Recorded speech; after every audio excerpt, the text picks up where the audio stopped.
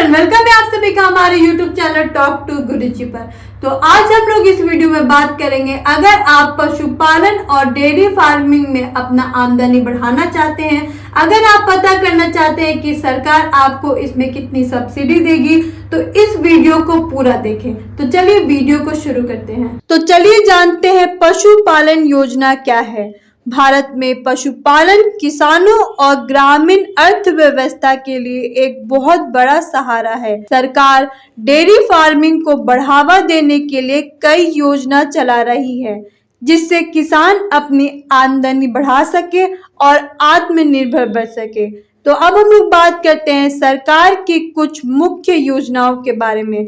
जैसे पहला, राष्ट्रीय गोकुल मिशन RGM, देसी नस्ल के गांव को बढ़ावा देने के लिए ये योजना चलाई जा रही है। अब हम लोग बात करते हैं दूसरे योजना के बारे में, वो है डेयरी उद्यमिता विकास योजना DEDS, डेयरी फार्म खोलने के लिए सब्सिडी। अब हम लोग बात करते हैं तीसरे योजना के बारे में, वो है पशुपालन अवसंरचना विकास कोष, बड़े स्तर पर डेयरी उद्योग के लिए लोन और सहायता।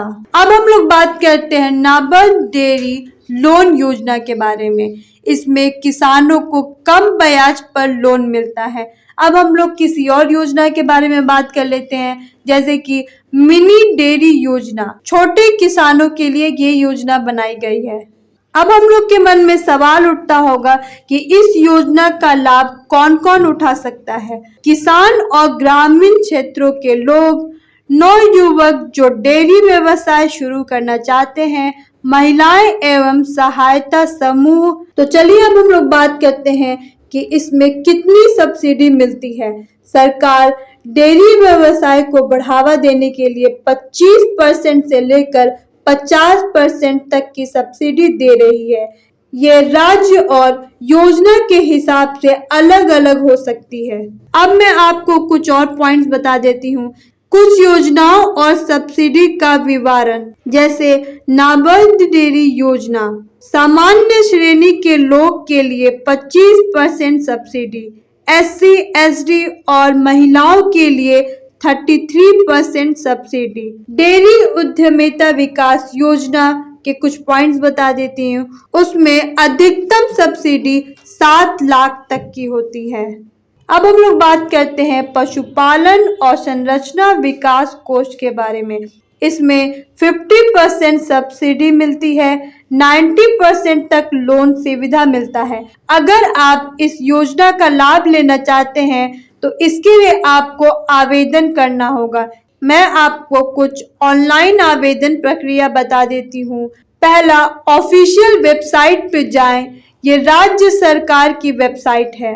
रजिस्ट्रेशन करें, आधार कार्ड, बैंक डिटेल्स और योजना चुनें। आवेदन फॉर्म भरें, सही जानकारी और जरूरी डॉक्यूमेंट्स अपलोड करें। 10 से 15 दिन में आवेदन अप्रूव हो जाएगा।